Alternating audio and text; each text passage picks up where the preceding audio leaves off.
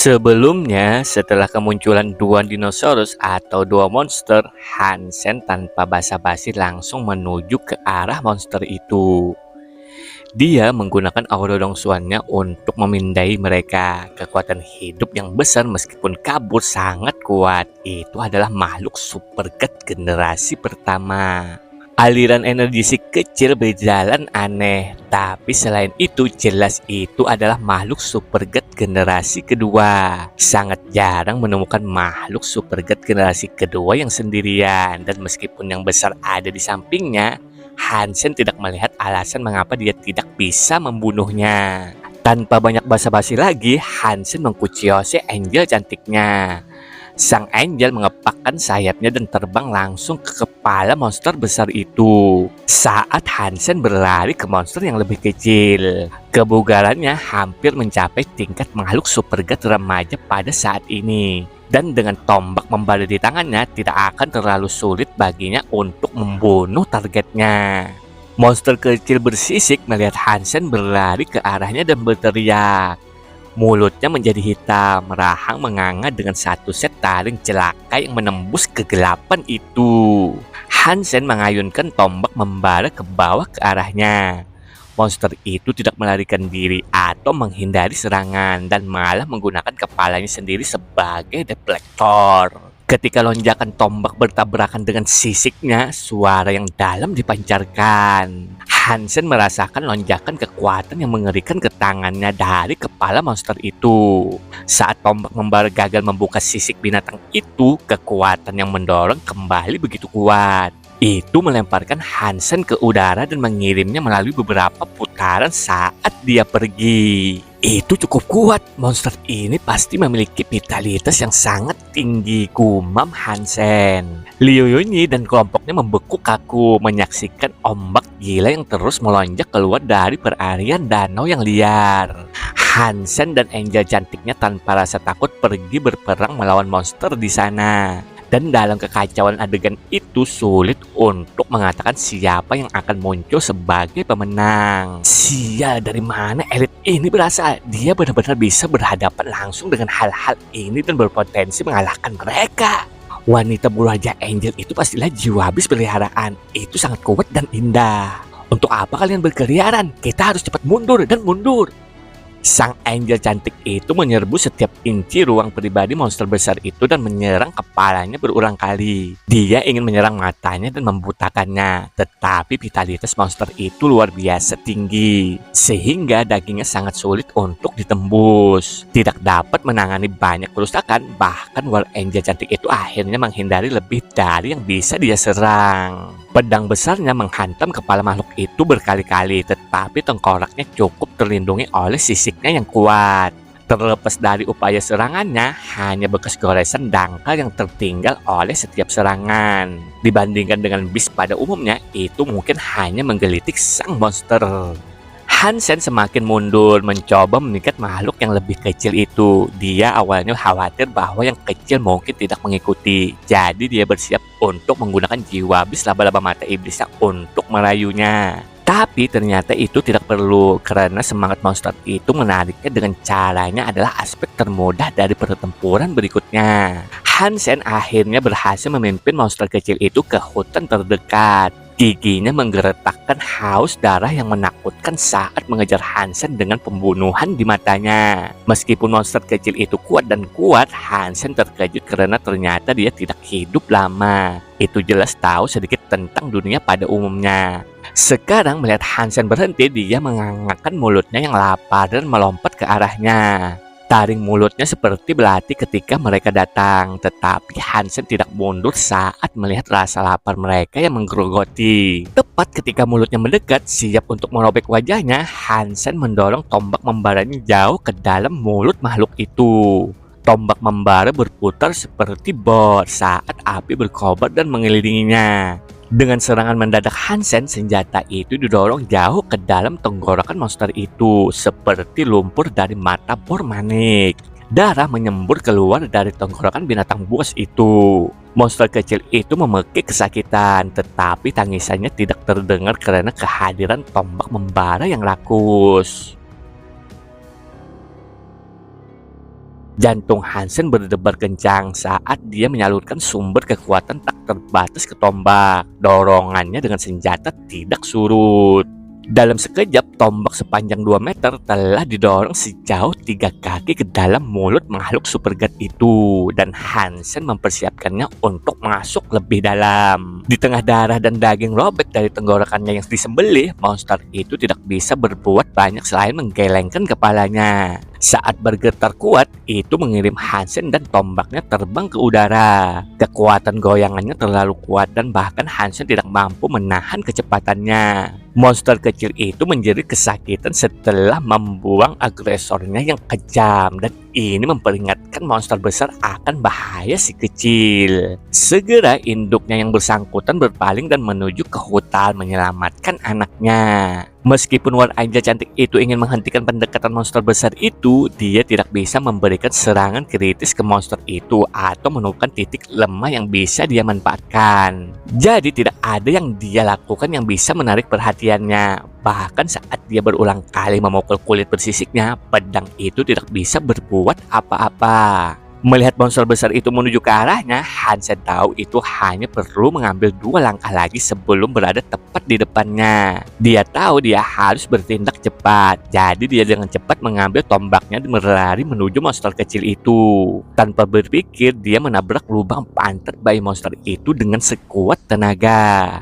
Tombak membara layaknya paku didorong sepanjang 1 meter ke atas bagian belakangnya. Saat darah menyembur dari lubang yang dieksploitasi seperti pipa ledeng yang tidak tersumbat. Tubuh bagian atasnya sudah terluka parah dan sekarang tubuh bagian bawahnya dengan cepat dibuat sama. Itu menjerit kesakitan dan jatuh ke tanah. Itu mengerahkan banyak upaya dalam mencoba menstabilkan dirinya sendiri. Tetapi mencoba sekuat tenaga, itu tidak dapat berdiri kembali. Hansen tidak puas untuk berhenti di situ dan dia bertekad untuk mendorong lebih keras dan mengakhiri hidup monster itu secepat mungkin. Tapi monster besar itu mendekat dengan cepat, seperti gunung yang menimpanya. Hansen tahu dia tidak bisa tinggal lebih lama lagi. Monster raksasa itu menjatuhkan 1 kaki dan menghancurkan pohon-pohon dan kayu-kayu yang tumbang menjadi kayu bakar. Diameter setiap jejak kaki yang tertinggal adalah 10 meter. Hansen menghindari kakinya, tetapi hanya dengan selisih kecil.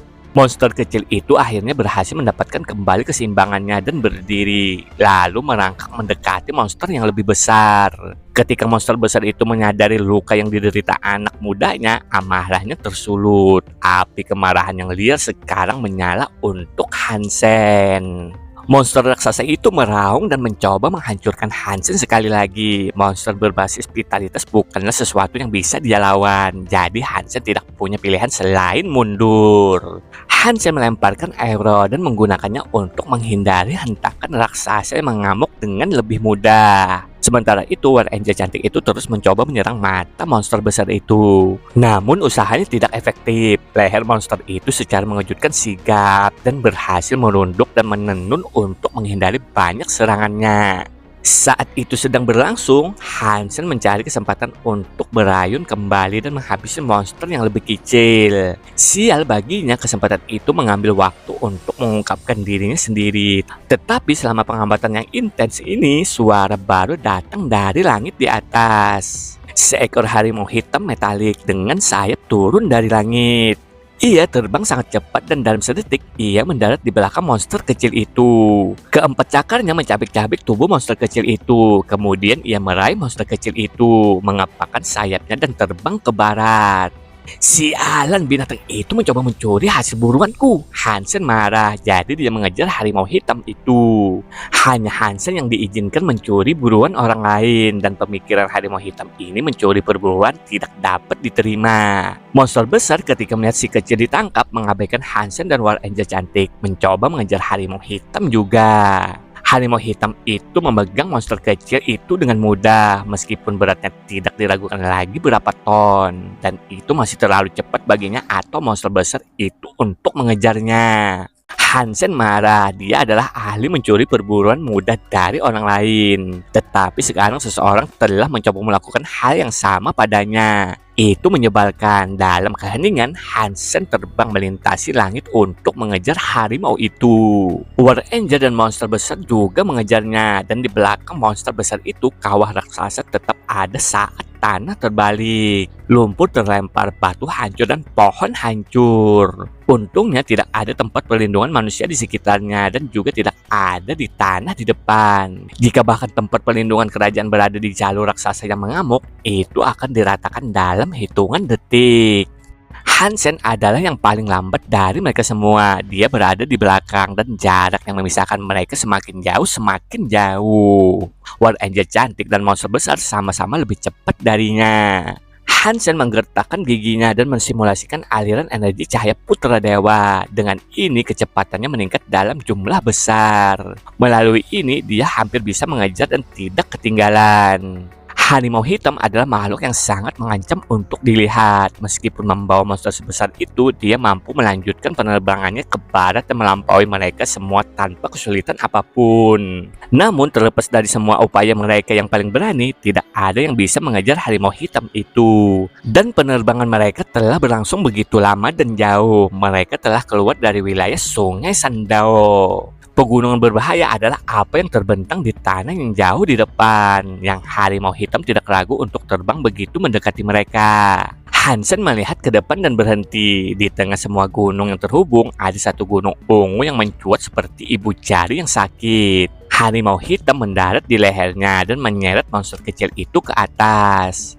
Gunung ungu memang aneh, itu sangat tinggi dan puncaknya terletak di suatu tempat di atas awan. Di puncak inilah yang tampak seperti istana. Hansen menyaksikan harimau hitam mendarat di sana dan menduga segalanya hanya akan menjadi lebih buruk. Untuk tempat penampungan roh yang memiliki monster liar seperti itu tidak akan hanya menjadi monster kelas kerajaan. Hansen mengingatkan War Angel cantiknya untuk kembali, sementara monster besar itu terus maju. Sepertinya ia bersedia melakukan apapun jika itu berarti mengamankan keselamatan anaknya. Istana ungu tampak semi transparan karena penampilannya ditutupi awan. Harimau hitam itu berlari menuju puncak. Pintu ganda istana ungu terbuka seolah-olah otomatis dan dengan monster yang menggeliat dan memekik dalam cengkeramannya. Harimau itu berlari masuk. Begitu berada di luar mereka, pintu tertutup dan mengunci monster besar itu di luar.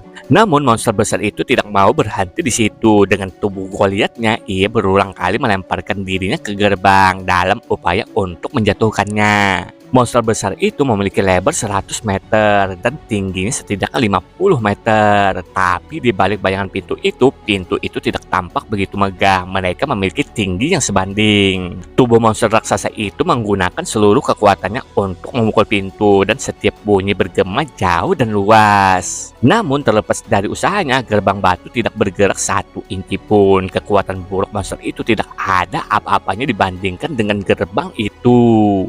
Monster itu menggunakan begitu banyak kekuatan di setiap dorongan. Ia jatuh ke belakang beberapa kali setelah setiap lemparan itu sendiri. Itu akan berteriak keras setelah setiap upaya yang gagal dan kemudian mencoba sekali lagi. Tidak ada yang terjadi. Gerbang batu itu tertutup rapat dan tidak peduli berapa banyak kekuatan yang diberikan. Monster besar itu tidak dapat mendobrak pintunya. Setelah semua serangan ini, monster itu mulai berdarah dan tetap saja pintu itu tetap tertutup.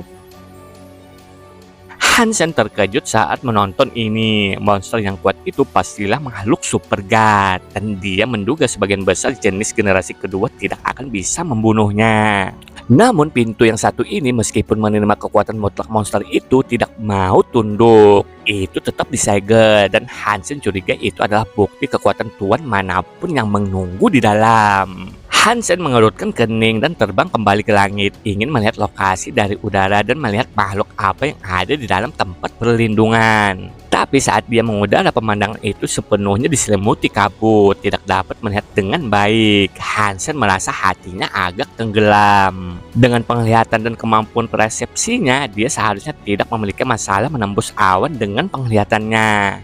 Anehnya dia tidak bisa melihat apapun, namun awan itu sendiri cukup membuatnya penasaran. Hansen memanggil topeng mata iblisnya dan menjalankan aliran energi laba-laba mata iblis dengan tajam. Dia melihat kembali ke tempat perlindungan sekali lagi. Meskipun Hansen tidak bisa melihat dengan jelas apa yang ada di sana, dia bisa melihat keberadaan beberapa api yang terlihat seperti kekuatan hidup.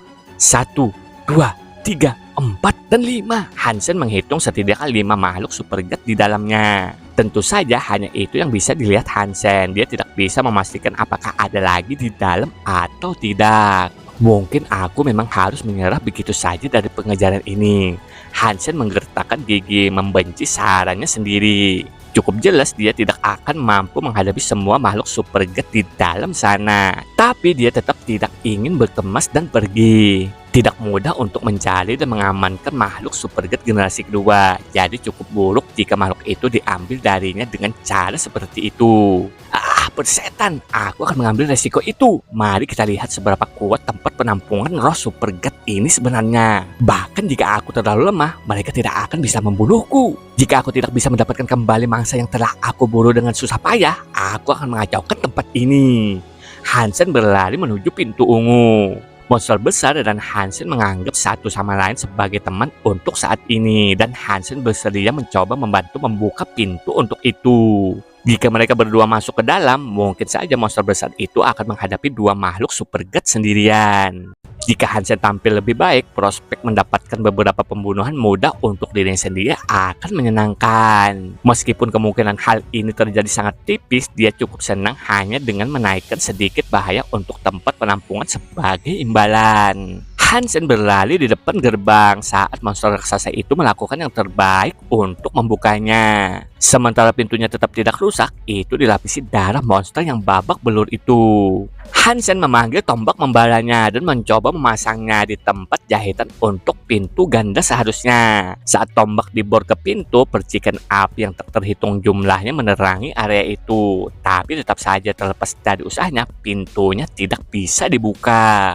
Tidak ada satupun keping pintu yang rusak, dan sekarang Hansen mulai berpikir itu terlalu sulit. Monster besar melihat bahwa Hansen tidak dapat membuka pintu, memukulnya sekali lagi. Mulutnya memuntahkan darah dan dia menjerit kesakitan. Ini tidak akan berhasil. Bahkan jika kita menerobos masuk sekarang, kita akan setengah mati. Kematian akan menjadi hal yang pasti saat kita masuk. Hansen menggertakkan gigi dan terbang ke tempat perlindungan dari atas. Tempat perlindungan terselubung dalam awan dan dia tidak bisa melihat satu hal pun. Tetapi saat ini dalam keadaan pikirannya, dia tidak terlalu peduli. Hansen akan terbang masuk, mencoba membuka pintu dari dalam dan membiarkan monster besar itu masuk.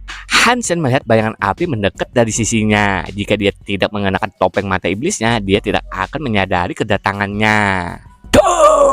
War Angel itu datang untuk melindunginya dan pedang besarnya bertabrakan dengan sesuatu di dalam kabut. Dia terlempar ke belakang sedikit, tetapi sebelum hal lain terjadi, penyerang hantu mereka mundur ke caruk kabut yang lebih dalam. Sebelum Hansen dapat melanjutkan perjalanannya melalui kabut, bayangan itu datang lagi kepada mereka dari sisi lain. Beruntung Hansen bisa mengikutinya saat mendekat dan memerintahkan War Angel cantiknya untuk merespon dengan cepat. Sementara Hansen memerintahkannya untuk menangkis serangan bayangan yang masuk, Hansen memanfaatkan jendela kesempatan dan terbang lebih cepat menembus kabut menuju tempat perlindungan. Dia tahu bahwa dinding tempat perlindungan itu hanya berjarak 100 meter. Tetapi sekarang dia merasa seolah-olah dia telah melakukan perjalanan beberapa ratus meter. Dan tetap saja dia belum melihat tanah. Oh tidak, kesadaran menyedihkan bahwa ini bukan kabut biasa muncul di Hansen. Dia ingin meninggalkan kopling pengapnya, tapi sudah terlambat. Meskipun terbang kembali beberapa ratus meter lagi ke arah dia datang, dia tidak bisa keluar. Dia tidak pergi kemana-mana. Tapi Hansen setidaknya senang dia memiliki topeng mata iblis. Jadi dia bisa melihat makhluk apapun yang bersembunyi di dalam kabut. Itu berhasil membuatnya tetap waspada dan keluar dari bahaya. Sepertinya hanya ada satu makhluk super god yang bersembunyi di kabut bersamaku. Jika yang lain tidak mendekat, maka mungkin aku bisa membunuhnya 1 lawan 1, pikir Hansen pada dirinya sendiri. Dia tidak percaya makhluk superget apapun yang mengintai di sekitarnya akan menimbulkan terlalu banyak bahaya. Dan bahkan tanpa topeng mata iblisnya, dia bisa menggunakan aura dongsuannya untuk merasakan kehadirannya dan melihatnya datang. Satu-satunya masalah adalah kebutuhannya untuk menanganinya dengan cepat. Jika dia tidak segera menanganinya, hanya masalah waktu sebelum monster besar di bawah akan memukuli dirinya sendiri sampai mati di pintu. Jika itu terjadi, Hansen akan memiliki satu sekutu yang lebih sedikit di lapangan. Topeng mata jahat hanya bisa membuat Hansen melihat bayangan makhluk itu. Itu adalah kekuatan hidup yang sepertinya terbungkus api. Dia tidak bisa melihat makhluk superget macam apa itu. War Angel cantik tidak bisa melihat dengan baik di dalam kabut, dan dia harus bergantung pada perintah tuannya kapan dan dia mana harus bereaksi. Hansen diam-diam menarik panah meraknya dan mengisinya dengan anak panah baja jet. Dia menopangnya, siap untuk kemunculan kembali makhluk itu. Dong! War Angel menggunakan pedang besarnya untuk menjatuhkan bayangan yang masuk. Hansen belum melakukan apa-apa dan dia hanya dengan sabar menontonnya. Bayangan yang menyala-nyala itu gagal dalam upayanya untuk menyerang beberapa kali, dan itu tampak frustasi. Jadi ia menyerah untuk mencoba menyerang mereka, tenggelam ke dalam kabut dan melihat keduanya sebagai balasannya. Hansen berpura-pura tidak bisa melihatnya, memutar kepalanya ke berbagai arah untuk berpura-pura tidak memperhatikan. Tapi sebenarnya selain makhluk itu, dia benar-benar tidak bisa melihat apa-apa lagi. Ketika dia berada di luar, dia berhasil menangkap keberadaan makhluk superget lainnya dengan melihat kekuatan hidup mereka. Tapi sekarang di dalam kabut, kekuatan hidup tunggal ini adalah satu-satunya anomali yang bisa dia lihat. Setelah mengamati sebentar, nyala api mulai percaya bahwa Hansen dan War Angel cantik itu benar-benar kehilangan target. Itu berlayar melalui kabut di belakang Hansen dan perlahan mendekat. Hansen terus melihat ke kiri dan ke kanan, seolah-olah dia tidak tahu dari mana asalnya. Tapi dengan aura dongsuan yang dia pancarkan beberapa waktu lalu, dia bisa mengawasi setiap gerakan kecilnya. Bayangan api datang dalam jarak 10 meter dari Hansen ketika tiba-tiba menjadi marah dan meluncurkan dirinya ke arah penyusup kabut. Saat nyala api mendekati Hansen, dia dengan cepat berbalik dan menggunakan tombak membaranya untuk memblokir serangan. Sementara tangan kirinya menembakkan panah merak berulang kali. Berturut-turut dia menembakkan 8 anak panah baja jet ke arah musuh. Bang! Tapi Hansen dan tombaknya terguncang saat tabrakan yang berdampak negatif pada akurasinya. Tetap saja dia mendengar suara asing di kabut terdengar 3 kali. 3 dari 8 anak panah telah menemukan sasarannya. Pada saat yang sama, War Angel terbang ke kepala bayangan itu dan menjatuhkan pedang besar ke atasnya dengan sekuat tenaga. Bayangan yang menyala itu menjerit kesakitan, tampaknya terluka oleh anak panah. Dengan panik, ia mencoba merangkak kembali ke penutup kabut. Tetapi di bawah tatapan topeng mata iblis yang serba bisa, Hansen dapat mengamati setiap gerakannya. Dengan War Angel di sisinya, dia pergi setelah ancaman berkabut. Makhluk itu telah benar-benar tertipu oleh Hansen dan sekarang War Angel itu langsung menyusul monster itu. Dia mengayunkan pedangnya seperti burung dan mengakhiri pelarian monster yang melarikan diri. Hansen menembakkan panah merak lagi, mengosongkan 6 anak panah lainnya. Waktunya sangat tepat karena makhluk itu baru saja menghabisi seluruh kekuatannya untuk menghindari tebasan brutal dari pedang besar War Angel. Lebih banyak erangan bergemuruh melintasi kabut saat 4 anak panah menemukan sasaran mereka. Makhluk itu gemetar. Seperti kilatan cahaya yang tiba-tiba, War Angel itu melesat melewati makhluk itu. Saat dia melakukannya, sebuah kepala meluncur ke langit, membuntuti darat sebelum kabut yang tersedak bisa diwarnai merah. Kabut itu mulai menghilang dengan tumbangnya tuannya. Makhluk atau bis superget terbunuh. Tidak ada jiwa bis yang diperoleh. Daging makhluk ini tidak dapat dimakan. Tetapi Anda dapat memanen esensi kehidupan genonya. Konsumsi esensi kehidupan genonya untuk mendapatkan 0 hingga 10 poin superget geno secara acak. Kabut memudar dan bayangan Hansen sebelumnya tentang dinding dan gerbang tempat perlindungan kembali padanya. Jaraknya hanya 10 meter sekarang. Bis superget yang telah dibunuh oleh War Angel itu mulai menghilang. Aneh, dia seperti kucing, kepalanya telah dipenggal dan itu juga mulai mencair bersama tubuhnya. Esensi kehidupan Geno yang tampak seperti bola kabut padat jatuh ke tanah. Hansen memastikan untuk mengambilnya dan setelah melakukannya terbang ke belakang gerbang yang sebelumnya menghalangi jalan mereka. Kemudian dia mengangkat dan melepaskan baut yang menghalangi pembukaannya. Setelah melakukannya, dia memastikan untuk melarikan diri dengan cepat ke belakang.